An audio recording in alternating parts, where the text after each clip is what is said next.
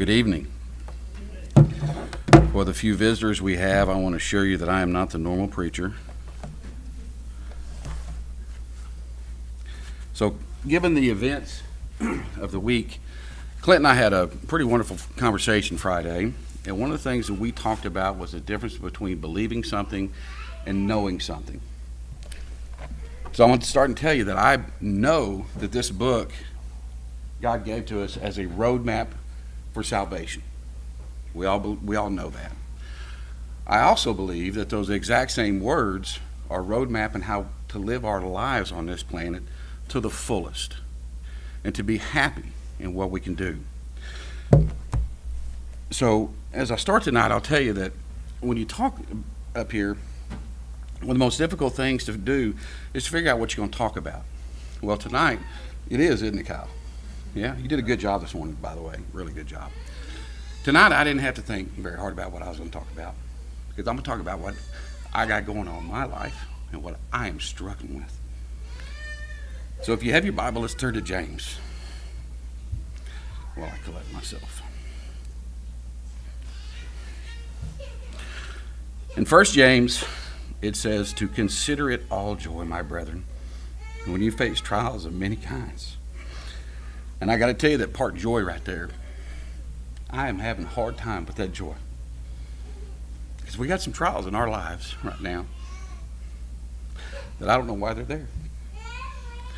But I'm trying to have joy because there's a reason that you should have joy when you face trials. It's because knowing that the testing of your faith produces endurance. And think about what endurance means, especially in Kyle's lesson this morning. If you're an endurance runner, you just don't wake up one day and say, hey, I'm going to run 25 miles. You got to have joy in running that first mile. And you have to build up your endurance, because the more you build up the endurance, the more you can take and the more you can handle. And things that you considered trials before, they're not trials anymore, because you know how to handle them. And let endurance have its perfect result, so that you may be perfect and complete and not lacking in nothing. Consider it joy, my friends, when you face trials of many kinds. The second verse we're going to look at is Matthew 22, verses 36 through 40. And of all the verses, this is my favorite. And by the way, I do have my father's Bible with me, but I am reading from my phone because it's in that old English that nobody can read. So it might take me a minute here. So in verse 36, let's start with verse 34. It says, But when the Pharisees heard that Jesus had silenced the Sadducees, they gathered among themselves together. One of them, a lawyer. And I think it's important that they say that he was a lawyer, because he wasn't just a Pharisee. He knew the law. That's what his life was about. And they asked Jesus a simple question: what is the greatest commandment? And he says to love God. But just as important, he says to love your neighbor as you love yourself. And this is my favorite part. All the laws and all the prophecies hinge on these two things. Nothing matters if we don't have love. So let's flip over to 1 Corinthians 13. And let's do what my favorite thing in the world to do is to parse language. I don't like to read things in a big, long context. I like to look exactly what it says. So let's take a minute and let's talk about 1 Corinthians 13, because this is how you find the joy when you face the trials. It says, "If I speak with the tongues of men and of angels, but I have not love, I become a noisy gong or a clanging cymbal." Now, I thought about for a while, what does it mean if you have the ability to speak in all the tongues of men? You have to be a knowledgeable person. You have to be a traveled person. I mean, we think about today, most of us in this room speak one language. And we are amazed when we encounter somebody that speaks two, maybe three or four languages. But if I speak with the tongues of men and of angels, but I have love, I am nothing but a noisy gong or a clanging cymbal. If I have the gift of prophecy and know all the mysteries and all the knowledges, and I have all the faith as to remove mountains, but I do not have love, I am nothing. I am nothing. You can be the smartest person in the world.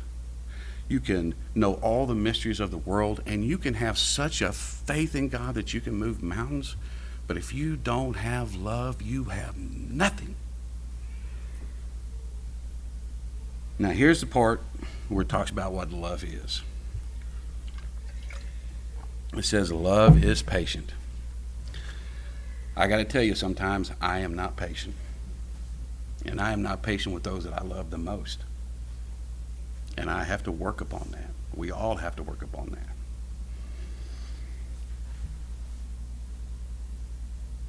Love is kind. I'm not always kind. And it's not jealous.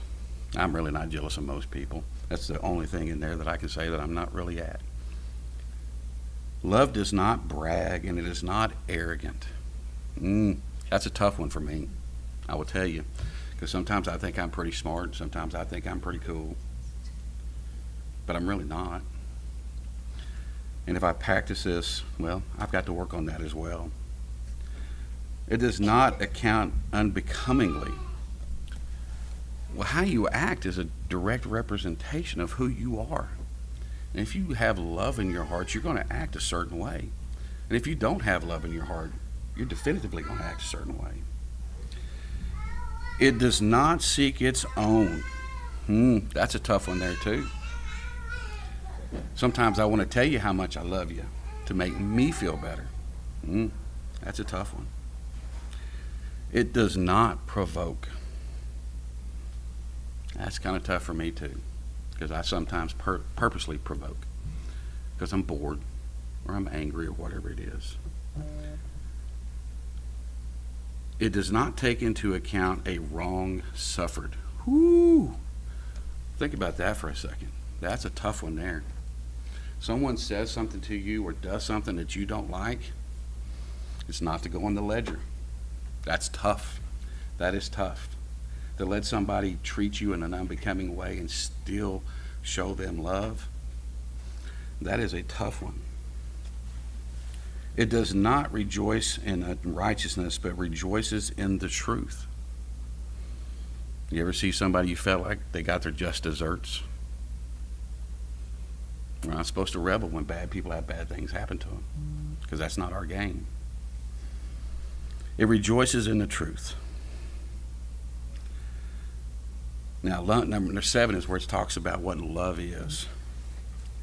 Love bears all things.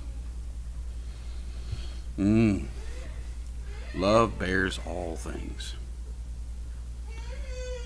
That's of the things in here, that's one of those things that stands out to me the most, especially when you take that in consideration with finding joy in trials. Love bears all things. It doesn't quit.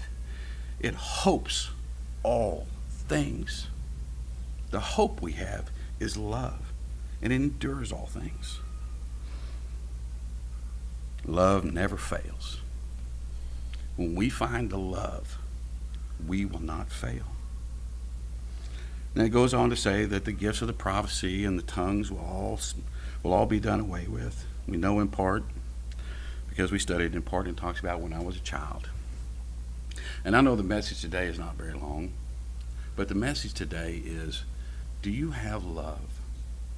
Are you finding the joy in this world? Because if you do, it will make all those things you consider trials be nothing but a clanging gong. And you can push them away because you know that you have the love of God and the love in your heart of your fellow man. So if you're here today and you need the prayers of the church, if there's anything that you are struggling with, come forward while we stand and sing.